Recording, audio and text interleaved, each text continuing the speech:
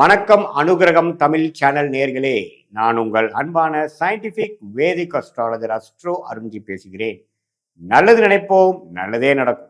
இந்த வீடியோவில் நம்ம என்ன பார்க்க போறோம்னா, மீனராசிக்காரர்களுக்கு 2026 பிப்ரவரி மாதம் எத்தகைய ஒரு மாதமாக இருக்க போகிறதுங்கிறது இந்திய வேத ஜோதிட அடிப்படையிலான சயின்டிபிக் வேதிக் அஸ்ட்ராலஜி முறையில் எதையுமே மிகைப்படுத்தாமல் உள்ளது உள்ளவாறு இந்த பரிகாரங்கள் அது மாதிரி ஒரு மூட நம்பிக்கைக்குள்ள போகாமல் துல்லியமாக சயின்டிஃபிக்காக நம்ம பார்க்க போகிறோம். இப்போ மீனராசிக்கு பார்த்தீங்கன்னா ஜென்மசனி போயிட்டு இருக்குங்கிறது எல்லாத்துக்கும் தெரியும். ராசிக்குள்ள சனி, 4ஆம் இடத்துல குரு, 12ஆம் இடத்துல செவ்வாய், 12ஆம் இடத்துல ராகு, 6ஆம் இடத்துல கேது. ஸோ இது மாதிரி ஒரு கிரக அமைப்பு ஆண்டு கிரகங்கள் மாதம் முழுவதும் எந்த மாற்றமும் இல்லை. ஆனால்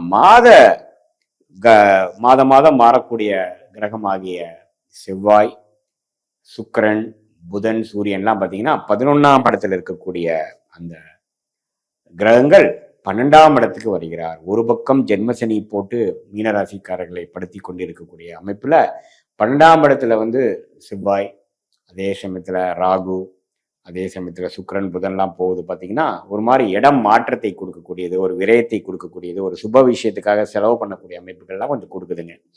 ஸோ நல்லாவே ஒரு மாறுது. இது வரைக்கும் நம்ம மாதிரி ஒரு சேர்த்தி வச்ச விஷயத்தை ஒரு காரியத்துக்காக செலவு பண்ணுறோம், ஒரு இன்வெஸ்ட்மெண்ட் பண்ணுறோம், ஒரு சுப விஷயங்களுக்காக ஒரு சுப முதலீடு செய்கிறோம், ஷேர் மார்க்கெட்டில் போடுறோம், ஒரு நகை வாங்குகிறோம், ஒரு இடம் வாங்குகிறோம், வீடு வாங்குகிறோம், ஒரு லாங் டிஸ்டன்ஸ் ட்ராவலுக்காக செலவு பண்ணுறோம்.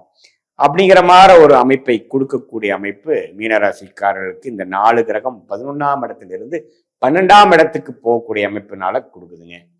ஸோ அதை குரு பார்க்கறதுனால ஒரு நல்ல விஷயத்துக்காகவும் பிரயோஜனமான விஷயத்துக்காகவும் செய்யக்கூடிய அமைப்பாக நம்ம எடுத்துக்கலாம். ஸோ அது மாதிரி அமைப்பு இருக்கு. ஸோ மற்றபடி பார்த்தீங்கன்னா ஜென்மசனி ராசிக்குள்ள இருக்கிறதுனால எல்லா முடிவுகளும் கொஞ்சம் பார்த்து எடுக்கணும். டக்குன்னு எடுத்தமா கவுத்தமான்னு போகாமல் கொஞ்சம் தெளிவான அமைப்புகள் தேவைப்படுகிற அமைப்புகள் உண்டு.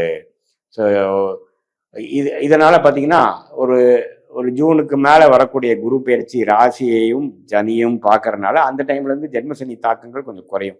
பட் இப்போ பார்த்தீங்கன்னா பிப்ரவரி மாதம் மீனராசிக்காரர்கள் கொஞ்சம் கவனமாக இருக்கணும். எடுக்கக்கூடிய முடிவுகள் எப்படி இருக்குது, விளைவுகள் எப்படி இருக்குங்கிறதெல்லாம் கொஞ்சம் கவனமாக எடுத்து நீங்கள் முடிவு எடுக்கக்கூடிய அமைப்புகள் இருக்கு. ஏன்னா 4 கிரகங்கள் 12ஆம் இடத்துக்கு வருகிறார், ராசிக்குள்ள சனி இருக்கிறார்.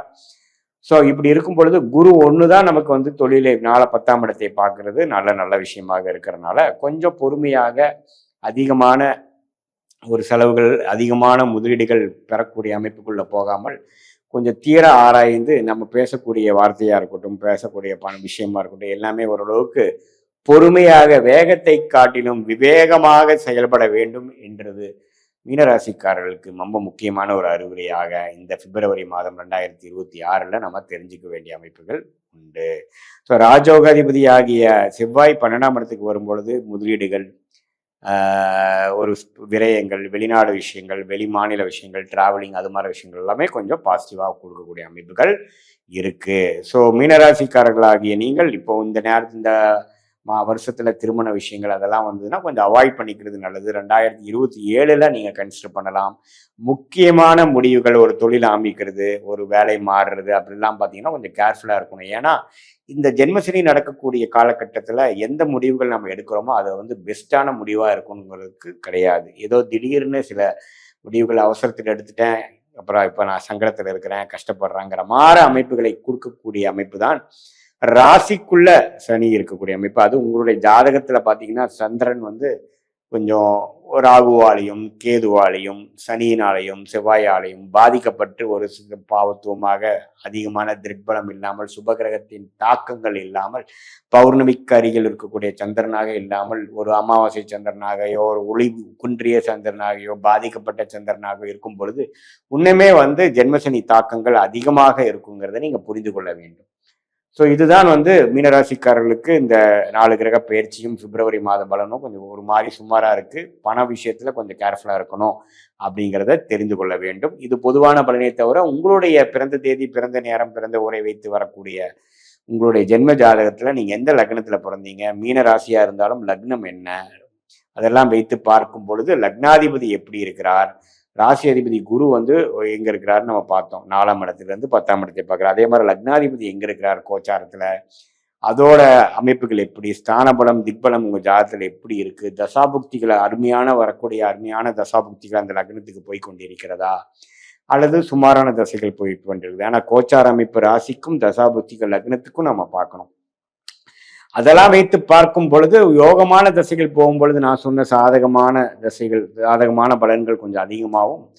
சுமாரான தசைகள் உங்களுடைய பிறந்த தேதி பிறந்த நேரம் உங்கள் ஜாதகத்தை வைத்து வரும்பொழுது அமைப்பு வந்து ஒரு சுமாரான திசை தான் போய் கொண்டிருக்கிறது அப்படிங்கிற மாதிரி இருந்ததுன்னா நான் சொன்ன சாதகமற்ற பலன்கள் கொஞ்சம் அதிகமாகவும் வரக்கூடிய அமைப்புகள் கண்டிப்பாக இருக்கு. அது ஒருங்கிணைத்து நம்மளுடைய கோச்சாரம் மாறிக்கொண்டிருக்கக்கூடிய கோச்சாரமும் மாறவே மாறாத தசாபுக்திகளும் ஒருங்கிணைத்து பார்க்கும் பொழுது தசா புக்தி அந்தரம் சூக்ஷம லெவல்ல நாம பார்க்கும் பொழுது அடுத்த வரக்கூடிய காலகட்டம் ஷார்ட் டேர்ம் எப்படி, 3 மாத காலம் எப்படி, அடுத்த வரக்கூடிய 6 மாத காலம் எப்படி, அடுத்த வரக்கூடிய 1 வருடம் 1.5 வருடம் எப்படி இருக்குதுங்கிறதெல்லாம் கொஞ்சம் பார்த்து சயின்டிபிக் வேதிக் அஸ்ட்ராலஜி முறையில துல்லியமாக பார்த்து மிகைப்படுத்தாமல் அதை எப்படி வந்து நம்ம எதுமாற முடிவுகள் எடுக்கலாம், நம்மளுடைய பிராப்தங்கள் என்ன, நம்ம கர்மா என்ன, நம்மளுடைய தோஷங்கள் என்ன, எதுமாற நேரம் வந்து நமக்கு நல்லா இருக்கு, த ஒர்ஸ்ட் இஸ் ஓவரா, உண்மையில வரக்கூடிய காலம் பெஸ்டா இருக்கா, அல்லது இன்னும் கொஞ்சம் வேகமா போகலாமா, அல்லது பொறுமையா இருக்கலாமா, எந்த நேரத்துல இடம் மாறலாம், எந்த நேரத்தில் ஒரு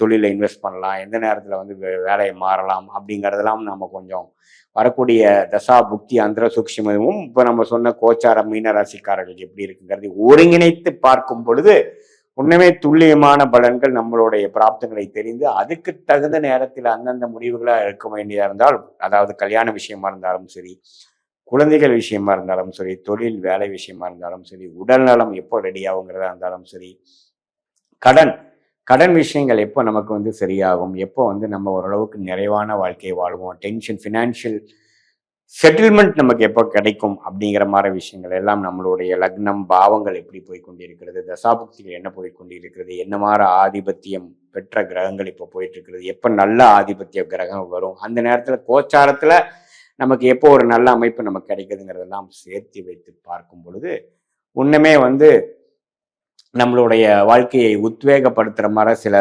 இம்பார்ட்டண்ட்டான முடிவுகளை அவசரமாக செய்யாமல் பொறுமையாக காலம் தெரிந்து, இதுதான் பழங்காலத்துக்கு முன்னாடிலாம் பார்த்தீங்கன்னா அரசர்கள்லாம் வந்து எந்த நேரத்தில் படை எடுக்கணும், எந்த நேரத்தில் வந்து சில விஷயங்கள் செய்யணும்லாம் தெரிந்து பண்ணார்கள். அது மாதிரி இப்பவும் பார்த்தீங்கன்னா இந்த நவீன காலத்திலையும் சில ரிஸ்கான விஷயங்கள் செய்கிறோம். ஒரு தவறான முடிவுகள் எடுப்பதற்கும் நம்ம விலை கொடுக்கறது பார்த்தீங்கன்னா ரொம்ப மிகப்பெரிய விலையாக இருக்குது.